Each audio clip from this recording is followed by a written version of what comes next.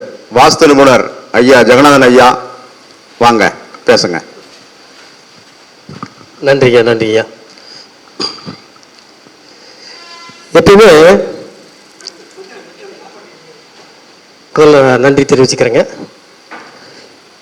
என்னுடைய ஜோதிட குருமார்கள் அனைவருக்கும், என்னுடைய வாஸ்து குருமார்கள் அனைவருக்கும், இந்த பிரபஞ்சத்திற்கும் நான் வணங்கும் திருச்செந்தூர் வேலவனுக்கும் என்னுடைய முதற்கண் நன்றியை வணக்கத்தையும் தெரிவித்துக் கொண்டு, இப்போ ஒரு மீட்டிங் ஆகட்டும், ஒரு பேச்சுவார்த்தை ஆகட்டும், நாம் தொடங்கி பேசும் பொழுது அப்போ நடந்துகிட்டு இருக்கிற விஷயங்கள், என்ன லக்கணம் ஓடிக்கிட்டு இருக்கு, என்ன நட்சத்திரம் ஓடிக்கிட்டு இருக்கு, என்ன திதி ஓடிக்கிட்டு இருக்கு, என்ன கரணம் ஓடிக்கொண்டு இருக்கிறது, இது எல்லாம் கவனித்து பார்த்தோம்னா அதுவே பலம் சொல்லிடும். யார் என்ன பேச போகிறோம், யார் என்ன கருத்துக்களை உள்வாங்கிக்க போகிறோம், எல்லாமே சொல்லிவிடும். இன்னைக்கு பார்த்தீங்கன்னா ஆடி மாதம் 20ஆம் தேதி செவ்வாய்க்கிழமை, ஏகாதசி திதி, மூல நட்சத்திரம் 1ஆம் பாதம் ஓடிக்கிட்டு இருக்கு. வைத்திருதி நாமயோகம், பத்திரை கரணம் ஓடிக்கிட்டு இருக்கு. இந்த பத்திரை கரணம் ஓடுறதுனால தான் அதிகமாக ஆய்வுகளை பற்றியே நம்ம பேசுகிறோம். அதிகமாக ஆய்வுகளை பற்றி பேசுகிறோம். ஓகே, இதில் இன்னைக்கு நம்முடைய சிறப்பு பேச்சாளராக ஐயா முகுந்தன் முரளி ஐயா அவர்கள் வர இருக்கிறார்.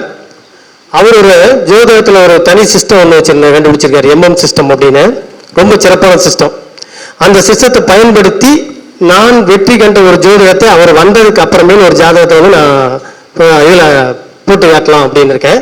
அதுக்கு முன்னாடி இப்போ முக்கியமாக ஒரு ஜாதகத்தை நாம் அணுகுவது எதற்காக அப்படின்னு பார்க்கும்போது, மிக மிக முக்கியமாக அணுகிறது தொழில், திருமணம், அதற்கடுத்து குழந்தை பாக்கியம். இந்த விஷயத்துக்காகத்தான் அதிகமாக நம்ம ஜோதிடரையும் நாம் அணுகிறோம். நிறைய பேர் என்ன பண்ணிடுறாங்க, எப்படி இருந்தாலும் சரி நம்ம தலையெழுத்து தான் நடக்க போகுது அப்படின்ட்டு அவங்களே செஞ்சறதும் உண்டு. செய்த ஜோதிடர்கள், செய்த தம்பதியர், காதல் திருமணம் செய்த தம்பதியர்லாம் என்னை விட நிறைய வராங்க. அதுக்கப்புறமே அந்த பிரச்சனைகளை வகைப்படுத்தி காட்டும்போது, சார் எங்களுக்கு தெரியல, தெரியாமல் செஞ்சிட்டோம், இதுக்கு என்ன பண்ணுறது அப்படின்லாம் கேட்குறாங்க. உண்மையிலேயே ஒரு கிரகம் தோஷம் தருகிறது. தோஷம் என்பது குற்றம். தோஷம்னா குற்றம் தெரியுங்களா?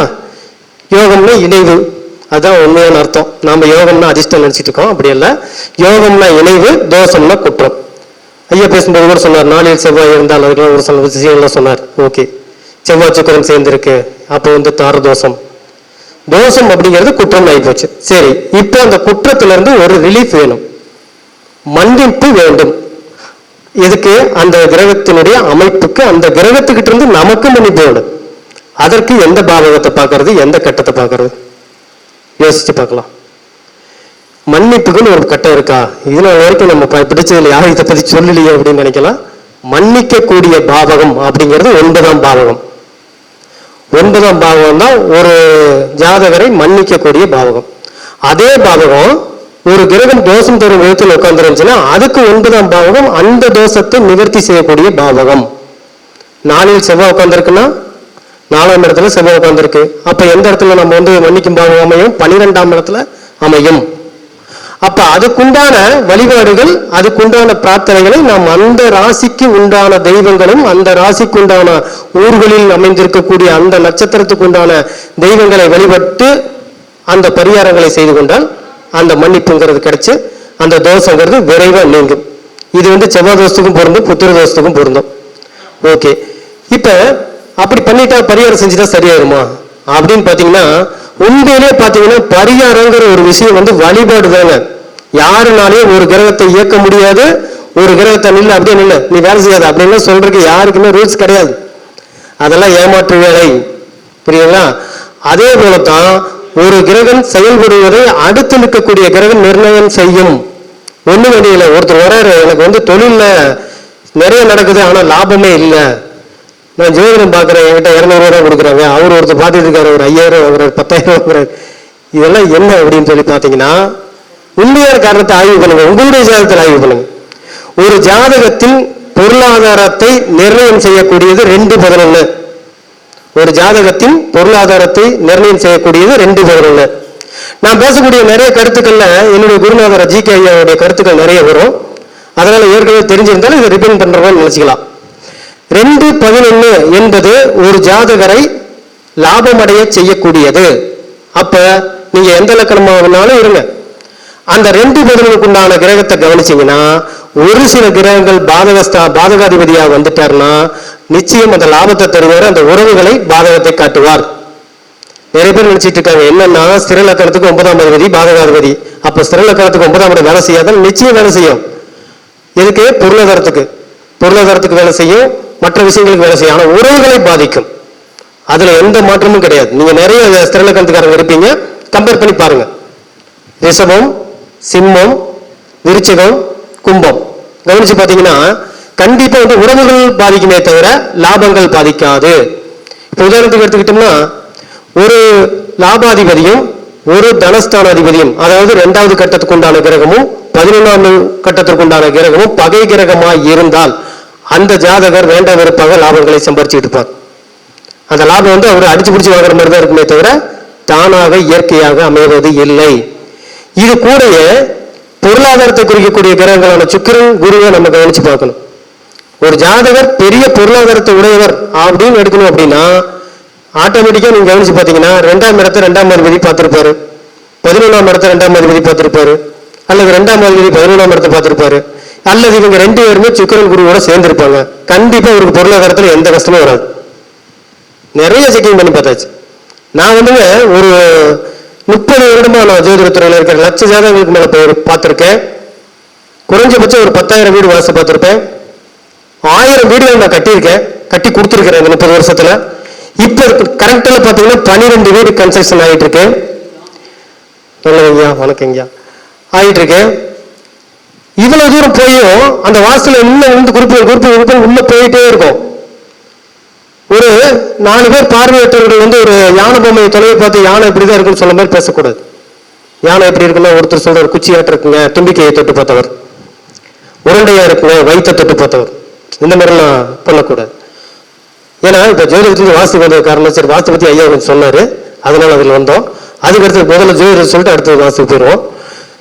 இப்ப தொழில் ஸ்தானாதிபதி எங்க இருக்கிறார்? அவருக்கு 2ஆம் இடத்துல ராகுவோ கேதுவோ இருந்தா அவருக்கு தொழில் தடை. 2ஆம் அதிபதி எங்க இருக்கிறார்? அவருக்கு 2ஆம் இடத்துல ராகுவோ கேதுவோ இருந்தா கண்டிப்பா வருமான தடை, லாப தடை. இந்த தடைன்னு சொல்லிட்டு இருக்கிறது எல்லாமே பாத்தீங்கன்னா இந்த ராகு கேது மட்டுமே செயல்படுத்தி தராங்க. ஒருத்தர் ஜாதகத்துல அவர் எதுக்காக போராடிட்டு இருக்காருங்கிறத நீங்க ராகு கேது வச்சே சொல்லிடலாம். அதனாலதான் அந்த காலத்திலேயே சொன்னாங்க பாம்பை பிடித்து பலன் சொல் அப்படின்னு சொன்னாங்க. ராகு கேதுவை டச் பண்ணாம ஒருத்தர் பலன் சொன்னா கண்டிப்பா அது பூர்ணமான பலனா இருக்காது. ஜாமக்கோல்னு ஒரு ஜோதிடம் இருக்கு, ஜாமக்கோல் படிச்சவங்களுக்கு தெரியும். அதுல எப்படி கவிழ்ப்புங்கிறது முக்கியமோ, அதாவது பினிஷிங், அந்த அளவுக்கு ராகு கேதுங்கிறது ஒரு ஜோதிடத்துல ரொம்ப முக்கியமான ஒரு விஷயம். ராகு கேது அப்ப கெட்ட கிரகங்களானா நிச்சயமாக கிடையாது. கேது ஞானத்தை தர்றாரு, ராகு ஒரு திருமணத்தை தர்றாரு. ஒரு ஜாதகத்துல ஒருத்தருக்கு ரொம்ப நாள் குழந்தை பாக்கியம் இல்லை, அவர் ஜாதகத்துல மிதுன ராசி கும்பத்துல குரு பகவான் இருக்காருன்னு வச்சுக்கோங்க. கும்பத்துல குரு பகவான் இருக்காரு. இப்ப இந்த ராகு கும்பத்துக்குள்ள வந்தப்ப அவர் ட்ரீட்மெண்ட் பண்ணி குழந்தை பாக்கியம் கிடைச்சிருக்கு.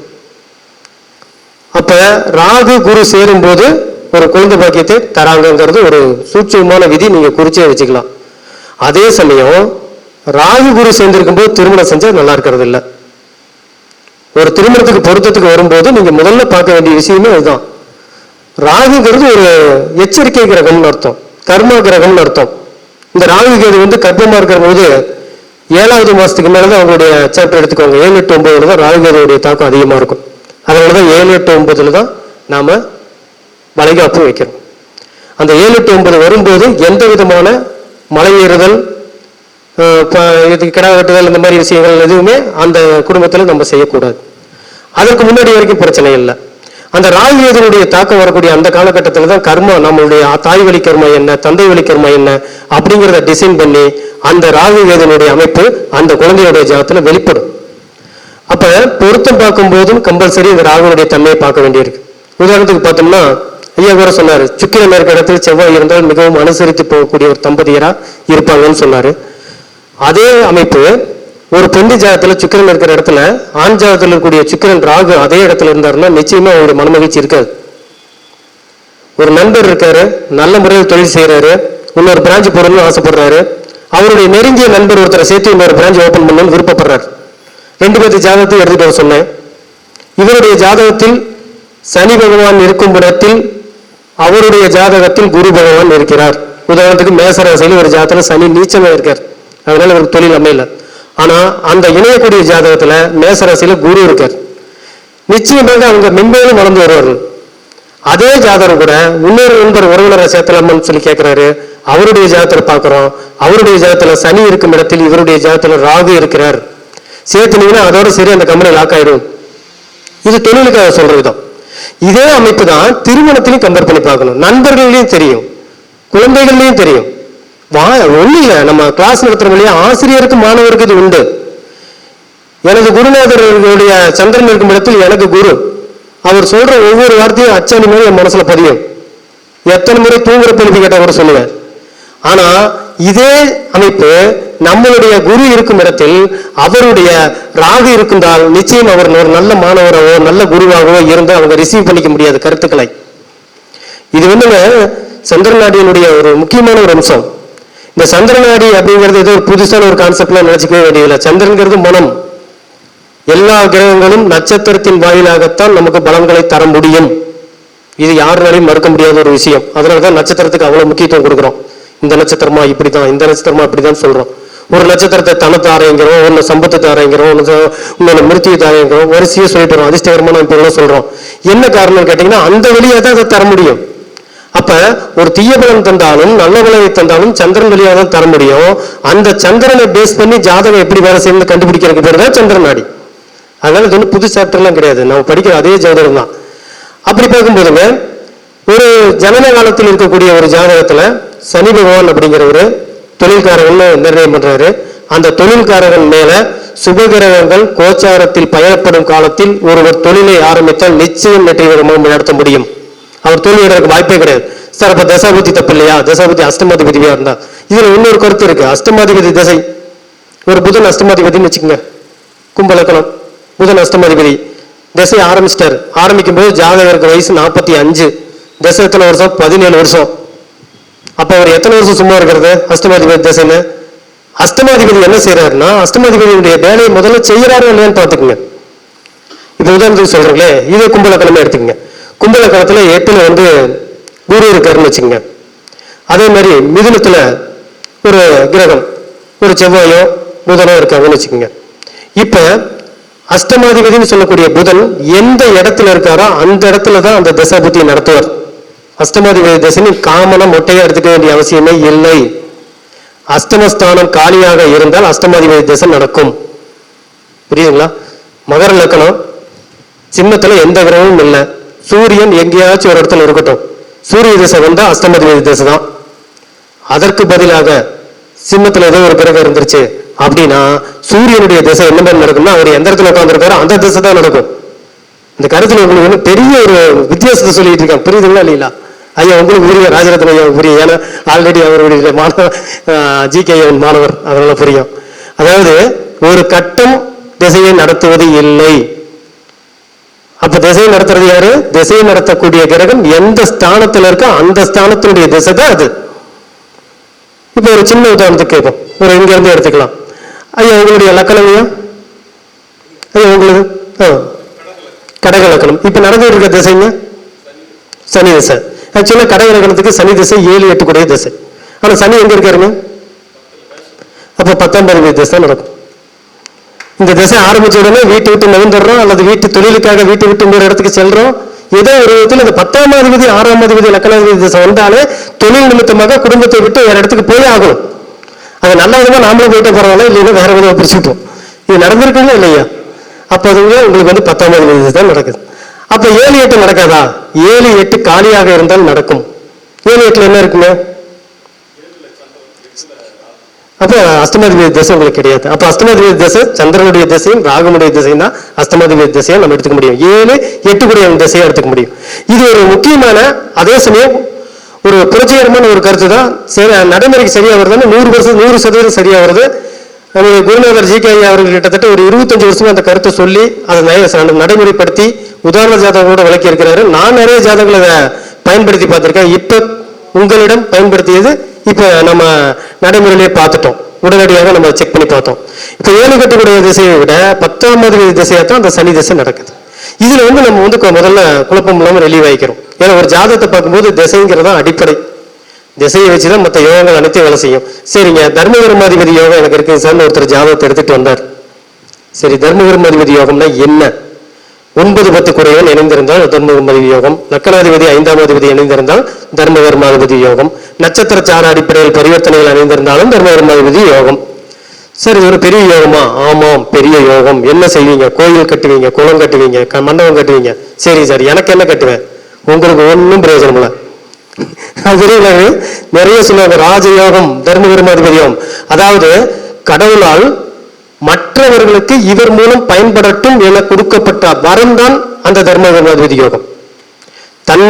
தனக்கு பயன்படாது, தன்னை சேர்ந்தவங்க எல்லாத்துக்குமே பயன்படும். ஒரு கோயிலை கட்டுறாங்க, அவரை மட்டும் உட்கார்ந்து இல்லை, அத்தனை பேரும் பயன்படுத்துறோம். ஒரு பெரிய ஒரு சுபகாரியத்தை செய்யக்கூடிய விஷயங்கள் எல்லாமே முன்னாடி வந்து செய்யறாரு, பயன்பாடு மற்றவர்களுக்கு. அப்ப தர்மகர்மாதிபதி யோகம் அப்படிங்கிறது, அந்த யோகம் இருக்கிறவரு இண்டிவிஜுவலா இருக்கிற வரைக்கும் அந்த யோகம் செயல்படாது. பொது வேலைக்கு வரணும், சேவைக்கு வரணும், வந்தாதான் தர்மகர்மாதிபதி யோகம் வேலை செய்யும், இல்லைன்னா வேலை செய்யாது. ஓகேங்க. அதே மாதிரி பாத்தீங்கன்னா ஒரு ஜாதகத்தினுடைய நாம் ஆரம்பத்திலே சொன்ன மாதிரி தான், ராகு வந்து தடுக்கிறார்.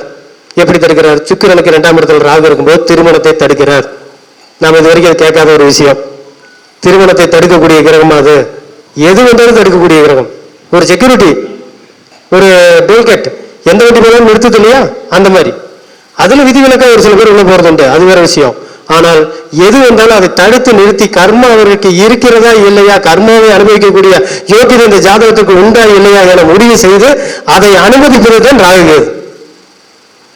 ராகு கேதுல வந்துங்க ரொம்ப முக்கியமான விஷயம். அப்ப ஐயா வணக்கம், வாங்க ஐயா, இந்த கூட்டத்திற்கு வருகை இருந்தில்ல ஐயா தென்னரசு ஐயா அவர்களை வருகை வைக்கிறோம். அதே மாதிரி பார்க்கும்போது ஒருத்தர் வந்து எந்த விஷயத்துல உங்ககிட்ட வந்து சிரமம்னு சொல்றாரோ அந்த விஷயத்துக்கு 2ஆம் இடத்துல ராகுவோ கேதுவோ இருந்தால், நான் ஆரம்பத்தில் சொன்ன மன்னிக்கும் பாகம்னு சொல்லக்கூடிய 9ஆம் இடத்தை இயக்க சொல்லுங்கள், நிச்சயம் அந்த பிரச்சனை சால்வ் ஆயிடும். இந்த மாதிரி என்னங்க ஜோதிடத்துல நிறைய அரிய கருத்துக்கள் நிறைய வந்துகிட்டே இருக்கும். நாம் ஒரு குறிப்புகளை அதை எடுத்துக்கிட்டே வந்து அந்த குறிப்புகளை பயன்படுத்தி பார்த்து அடுத்த மாதாந்திர கூட்டத்தில் அந்த குறிப்புகளை கொடுத்தவர்கிட்ட நீங்க ஃபீட்பேக் சொன்னீங்கன்னா நிச்சயம் அது இன்னும் வலுப்படும் சொல்லி அந்த குறிப்புகளை குறிச்சு சொல்றேன். அதுக்கு அடுத்த வாஸ்துவை பத்தி ஒரு சின்ன விஷயம் மட்டும் சொல்லிட்டு முடிச்சுக்கலாங்க. வாஸ்து 8 திசை, 8 திசைக்கு 8 திக்கு அஸ்ததிக் பாலவர்கள், அவர்கள் என்ன செய்யறாங்க அப்படிங்கிறது வாஸ்து. விழாவிற்கு வருகை புரிந்துள்ள ஐயா முகுந்தன் முரளி ஐயா அவர்களை வருகை வரவேற்கிறோம். ஐயா மேடைக்கு வாங்க, நீங்க வரணுங்கிறக்காக ஒரு விஷயம் பேசாம வெயிட்டிங்ல வச்சிருக்கேன். வாங்க. அதுக்கு ஒரு வாஸ்து மட்டும் ஒரு சின்னதாக பேசிட்டு ஐயாவோட கருத்து என்ன சொல்லிடலாம். அப்ப ஈசானியம் சுபகாரியம், மூத்த மகன் ஆணை குறிக்கக்கூடிய பாகம், இந்திர பாகம் நடிகளுக்கு மன மகிழ்ச்சியை குறிக்கக்கூடிய பாகம், அக்னி பாகம் பெண் பாகம், அதுல எனர்ஜி முழுக்க கிரியேட் பண்ற பாகம், யமாதி பாகம் அந்த வீட்டை கட்டினதுக்கு அப்புறம் எத்தனை வருஷம் ஒரு ஆயுளோட இருக்காரு, அந்த வீடு எத்தனை வருஷம் அவருக்கு பயன் தரப்போகுது அப்படின்னு சொல்லக்கூடிய யமன் பாகம்னு சொல்லக்கூடிய தெற்கு, அந்த வீட்டை வச்சு ஆளுமையா அவர் இருக்காரா, கணவன் மனைவி நல்ல முறையில் இருக்காங்களா, குத்து புலந்து நோக்கிய நல்ல முறையில் இருக்கான்னு சொல்லக்கூடிய நைருதி பாகம், அந்த வீட்டு உரிமையாளருக்கு சொந்த பந்தங்கள்னாலேயோ வாடிக்கையாளர்ல பெரிய சப்போர்ட் கிடைக்குதா இல்லையா, தொழில ஒரு வளர்ச்சி இருக்குதா இல்லையான்னு சொல்லக்கூடிய மேற்கு பாகம், அதே மாதிரி அவருடைய முதலீடு எந்த மாதிரி இருக்கு, அவர் சம்பாரிச்ச பணம் நிற்குதா நிலைக்குதா அப்படின்னு சொல்லக்கூடிய வடமேற்கு பாகம், அவருடைய சம்பாவனை எந்த அளவுக்கு இருக்குன்னு சொல்லக்கூடிய வடக்கு பாகம். நான் சொன்னதெல்லாம் ஒவ்வொரு வார்த்தையில் சொன்னேன், ஒவ்வொன்றுக்கும் கிட்டத்தட்ட 1 hour சொல்ல விளக்கம். இப்படி காமனா வாஸ்து இருக்கு. இப்ப வாஸ்துல ஈசானியத்தில் ஒரு வாசல் வச்சா நல்லதுன்ட்டு ஒரு வாசல் வைக்கிறார். அது எல்லாத்துக்கும் நல்லதான கிடையாது. வாஸ்து ஒவ்வொருத்தருக்கும் மாறுபடுகிறது, ஒவ்வொரு தொழில் செய்பவருக்கும் மாறுபடுகிறது, ஒவ்வொரு குடும்ப அமைப்பு இருக்கிறவருக்கும் மாறுபடுகிறது என்பது உண்மை. ஏன்னா அதுல வெளியிலிருந்து பார்க்கும்போது அது சாதாரணமா தெரியும், உள்ள போகும்போது தான் தெரியும். 2 ஆண் குழந்தைகள் இருக்கிறவங்க மேற்கு திசை வீட்டுல குடியிருந்தாங்கன்னா தொடர்ந்து மருத்துவ செலவு வந்துகிட்டே இருக்கு, வேணா செக் பண்ணி பாருங்க. ஏன்னா மேற்குங்கிறது பெண்களுடைய திக்கு, பெண் குழந்தைங்க இருக்கிறவங்க தான் மேற்கு திசையில இருக்கணும். நான் வாஸ்துப்படி வச்சுட்டேங்க, எனக்கு வாஸ்துக்காரர் சொன்னாரு, ஜோதிடர் சொன்னாரு, நான் வச்சுட்டேன் அப்படின்னு சொன்னா அதெல்லாம் மேட்ச் ஆகாது. ஒரு டாக்டர் ஒருத்தர் வாஸ்துப்படி வீட்டை ஆல்ட்ரேஷன் பண்ணுங்க அப்படின்னு கேட்டார், செய்யாதீங்கன்னு சொன்னேன். இது என்னங்க வாஸ்துப்படி ஆல்ட்ரேஷன் செஞ்சா நல்லதுன்னு சொல்றாங்க, நீங்க வேண்டாங்கிறீங்க. ஈசானியத்தில் இருக்கக்கூடிய வாசல் பிரச்சனை இல்லாத வாழ்க்கையை தரும், அப்ப ஒரு பிரச்சனை இல்லாத ஒரு அமைப்புடைய ஒரு மருத்துவமனையோ ஒரு வழக்கறிஞர் ஆபீஸையோ அமைச்சா ஒரு தொழில் ஓடுமா? யோசனை பண்ணி பாருங்க, ஓடாது. அவருக்கு வாழ்க்கை என்னங்க? டெய்லி காலையில் இருந்துச்சுன்னா என்ன கேட்பாரு? என்ன பிரச்சனைன்னு தான் கேட்பாரு. பிரச்சனைகள் இருக்கும் வரைதான் அவர் வாழ்க்கை ஓடும். ஒரு வைத்தியர் தேர்வு செய்யக்கூடிய வீட்டை ஒரு வாத்தியார் தேர்வு செஞ்சாருன்னா சிக்கலா போயிடும். இந்த வாத்தியாருக்கும் வைத்தியருக்கும் நிறைய வித்தியாசம் வருது. அதே மாதிரி ஒரு வாத்தியாருக்கும் ஒரு வழக்கறிஞருக்கும் நிறைய வித்தியாசம் வருது. பெண் குழந்தைங்க இருக்கிறவங்களுக்கும் ஆண் குழந்தைங்க இருக்கிறவங்களுக்கும் வித்தியாசம் வருது. இது எல்லாமே மோல்டிங் மாதிரி மாத்துங்க. ஒரு பானையில தண்ணி ஊற்றும் போது அந்த தண்ணி எப்படி பானையா மாறுதோ அதே மாதிரி அந்த வீட்டுக்கு போற வரைக்கும் இருக்கக்கூடிய வாழ்க்கை அந்த வீட்டுக்கு போனதுக்கு அப்புறம் நிறைய மாறிடும். அதே மாதிரி வீடுகள் ஆண் வீடு இருக்கு, பெண் வீடு இருக்கு, அழித்தன்மையுள்ள வீடு இருக்கு. டோட்டலா நீங்க வீடுன்னு கட்டக்கூடிய அனைத்து விஷயங்களும் ஒரு அலங்கார பொருட்கள் மட்டுமே. அந்த மனை தான் உண்மையான வாஸ்து. அந்த மனையை முடிவு பண்ணிடும், நீங்க யாரு என்னன்னு முடிவு பண்ணிடும். அந்த வீடு அந்த மனையில நீங்க கரெக்டா சதுரிச்சு அந்த மனையை ஒழுங்குபடுத்தி சில சதுரடிகள் தேவைப்பட்ட விட்டு கொடுத்து ஒழுங்கா சதுரிச்சு அதுக்கு மேல வீட்டை கட்டினா மட்டும்தான் அந்த மனை பேசும். மனை தவறா இருந்து வீட்டை நான் ஈசானியத்துல வாசல் வச்சு கட்டிட்டேங்க, ஈசானியத்துல ஒரு போர் போட்டேங்க, மேல ஒரு தொட்டி ஏத்திட்டேங்க, இவ்வளவுதாங்க வாசி, வேற என்னங்க இருக்குது, காலண்டருக்கு முன்னாடியே போட்டிருக்காங்கன்னு சொன்னால் இதற்காக இவ்வளவு பெரிய படிப்பு படிக்க வேண்டிய அவசியம் இல்லை, இதற்காக இவ்வளவு ஆய்வு பண்ண வேண்டிய அவசியம் இல்லை. முதல்ல அந்த மனை தீர்வு செஞ்சிடும். இவர் தான் இந்த மனையுடைய தன்மை இதுதான் அப்படின்னு. மனைங்கிறது விதை, வீடுங்கிறது காய். விதை என்ன போட்டீங்களோ அதுதான் அந்த காயில வரும். மனைங்கிறது ஆரோக்கியம், வீடுங்கிறது அழகு. ஆரோக்கியம் இல்லாத அழகான பெண்ணாலோ ஆனாலோ என்ன பயன்? முதல்ல ஆரோக்கியத்தை ஒழுங்குபடுத்திக்கணும், அதுக்கப்புறமே தான் அதை டெக்கரேஷன் பண்றது அழகுபடுத்தலாம் அடுத்தது. இப்படி வாஸ்துங்கிறது மிகப்பெரிய சமாச்சாரம். வரும் காலகட்டங்களில் ஒவ்வொன்றையும் எடுத்து கிட்டத்தட்ட பாத்தீங்கன்னா மனைகளே பாத்தீங்கன்னா 86 வகையான மனைகள் இருக்கு. திருஷ்டங்கள் அப்படின்னு அதுக்கு பேரு. ஒவ்வொரு மனையும் ஒவ்வொரு தன்மை உடையது. ஒரு தன்மையுடைய மனை எவ்வளவு தவறு இருந்தாலும் சூப்பரா இருக்கும். நான் நிறைய பேர்த்த பார்த்திருக்கேன், வாஸ்து தவறா வச்சு சூப்பரா ஒரு வாழ்க்கையை நடத்திட்டு இருக்கவங்க நான் பார்த்திருக்கேன். சார் ஏதாவது திருத்தம் பண்ணுமா? திருத்தமே பண்ணாதீங்கன்றேன். வக்கர கிரகங்கள் அதிகம் இருக்கக்கூடிய ஜாதகம் நல்லா கவனிச்சுக்கங்க. வாஸ்து ஜோதிடமே சேர்ந்த ஒரு விஷயம். வக்கர கிரகங்கள் 2, 3, 4 இருக்கு அப்படின்னா அந்த ஜாதகர் எப்படி இருப்பாங்க அப்படின்னா எல்லா விஷயங்களையும் திரும்ப திரும்ப தனக்குள்ளாரே போயிட்டு இருப்பாங்க. மற்றவங்களுடைய கருத்துக்களை உள்ளே வாங்கிக்க மாட்டாங்க. எது செஞ்சாலும் ரிவேஸ். அவருக்கு எது கேட்டாலும் முதல்ல கிடைக்காது, மறுபடியும் 2 முறைக்கா கிடைக்கும். ஒரு வீடு வாங்கணும்னு ஆசைப்படுவார், 18 வருஷம் அலைஞ்சிருப்பார், கிடைக்காது. 50 வயசு தாண்டிடுவார், 2 வீடு கிடைக்கும். அவர் ஆசைப்படாத போது 2 மடமாக கொடுத்து அவங்களை ஊத்திரியம் செஞ்சு பார்க்கறது தான் அந்த வக்கர கிரகத்தோடைய வேலை. அவர் வீட்டில் வாசித்தபடி காரை எப்படி நிறுத்தணும்னா காரை எடுக்கும்போது ரிவர்ஸ்ல தான் எடுக்கணும். அந்த மாதிரி நிறுத்தணுமே. என்ன சார் வித்தியாசமா சொல்றீங்க? கார் எடுத்த முதல்ல முன்னாடி தான் நிறுத்தணும். அது முன்னாடி போயிட்டு இருக்கிற கிரகங்கள் இருக்கும்போது பிறந்தவங்களுக்கு நம்ம தான் ரிவர்ஸ்ல இருக்கணும். வக்கர கிரகங்களுக்காரங்க வக்கரத்தின் செயல்படும் போது அது செயல்படும். அதனாலதான் வழிபாடுகள் கூட மனித முகமற்ற தெய்வங்களை வழிபாடு சொல்லுவோம். ஸோ இந்த மாதிரி வாஸ்துல இத்தனை விஷயங்கள் உண்டு. அடுத்தபடியாக நான் ஜோதிடத்துல நிறைய ஜாதகங்கள் இது வரைக்கும் பார்த்ததுல இந்த 30 வருஷத்துல ஒரு சில ஜாதகங்கள் என்னை மிகவும் ரொம்ப தடுமாற அதே சமயம் பலன் எடுக்கிற சிரமப்பட வைத்த ஜாதகங்கள் உண்டு. அதுல ஒரு ஜாதகம் நான் இங்க கொண்டு வந்திருக்கேன். இந்த ஜாதகத்துல எனக்கு சந்திரநாடி முறையிலையும் பலன் எடுக்க முடியல, பாரம்பரிய முறையிலையும் பலன் எடுக்க முடியல. ஆனா இது ரெண்டையும் அடிப்படையில் வச்ச எம்என் சிஸ்டத்துல பலன் எடுத்தேன். ஐயா நன்றிங்க நினைச்சு பார்த்தேன் ரொம்ப. அப்ப அதை நான் இப்ப போட்டு காட்டுறேன். நான் போட்டு காட்டக்கூடிய ஜாதகத்துல நேரடியாக பலனே எடுக்க முடியாது. ஆனா ஐயாவோட சிஸ்டத்துல உடனே பலன் எடுக்கலாம். ப்ரூவ் பண்றேன். இப்ப டேட் டைமோட ப்ரூவ் பண்றேன். அது எல்லாமே உங்களுக்கு சொல்றேன். அந்த ஜாதகம் 9/1/1999 மதுரையில 9/1/1999 மதுரையில இரவு 9:20 பிறந்த ஜாதகம். இரவு 9:20 பிறந்த ஜாதகம். ஜாதகம் சிம்ம லக்கணம், லக்கணத்திலேயே ராகு, 2ஆம் இடத்துல மாந்தி செவ்வாய் சந்திரன், 5இல் சூரியன் புதன். இந்த மாதிரி ஒரு அமைப்புள்ள ஒரு ஜாதகம். இந்த ஜாதகத்துல என்ன பிரச்சனையாச்சு அப்படின்னு கேட்டீங்கன்னா, இந்த ஜாதகம் அனுப்பினவர் ஒரு ஜோசியர், ஒரு லேடி, அவங்க ஒரு ஜோதிடர். ஐயா எனக்கு ஜோதிடம் தெரியும், ஆனா என் மகன் ஜாதகத்துல எனக்கு விளங்காத ஒரு விஷயத்தை நீங்க விளக்குங்க அப்படின்னு சொல்லி தான் அனுப்புனாங்க. நான் இந்த ஜாதகத்தை நம்ம நண்பர்கள் 2 ஜோதிடர்கிட்டையும் அனுப்புனேன். அவங்களும் கலந்தாய்வு பண்ணி கிட்டத்தட்ட பக்கத்துல சொல்லிட்டாங்க. அவங்க மட்டும் இதுக்கு பதில் சொல்ல வேண்டாம், மற்றவங்க சொல்லலாம். உதாரணத்துக்கு பாத்தீங்கன்னா இவங்க கேட்ட ஒரு கேள்வி என்ன அப்படின்னா, எங்க பையனுக்கு தொழில் செய்யலாமா, உத்தியோகம் கிடைக்குமா, அப்படி கிடைச்சா என்ன மாதிரி உத்தியோகம் போடுறோம் அப்படின்னு கேட்டாங்க. ஒரு 5 நிமிடம் போட்டாங்க சார். ஐயா நீங்க மார்க்கர் எடுத்துங்க வாங்க. ஐயாட்ட மார்க்கர் இருக்கும் பாருங்க கொடுங்க. எடுத்துங்க ஐயா. நவம் சொல்ல வேண்டியதில்லை, ராசி கடத்திலே போயிடலாம். சிம்ம லக்கணம், லக்கணத்தில் ராகு, 2 செவ்வாய் சந்திரன் மாந்தி, 5 சூரியன் புதன், 6 சுக்கிரன், 8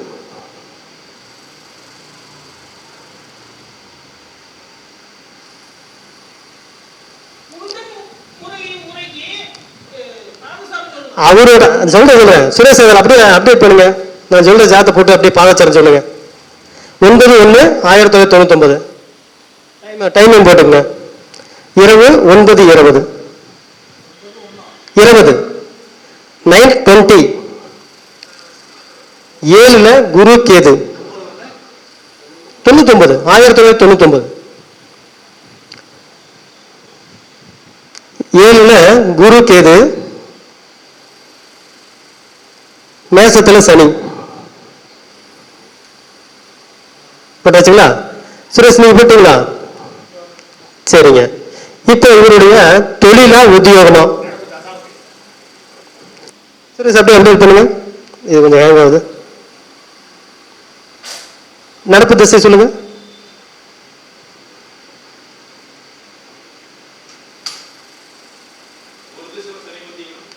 குரு திசை சனி புத்தி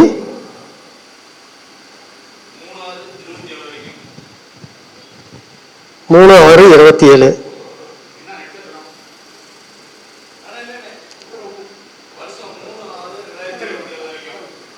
எது வரைக்கும் நடக்குது அது சொல்லிருக்காரு.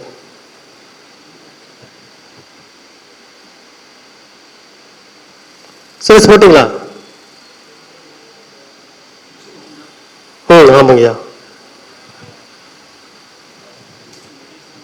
கொஞ்சம் டைம் ஆனாலும் ஒரு முக்கியமான விஷயங்கிறதுனால அதை நம்ம பண்ண வேண்டியதா இருக்கு. கொஞ்சம் பொறுத்துக்குங்க. 99ங்க 1999. இப்ப நடப்பு போட்டிருக்கீங்களா?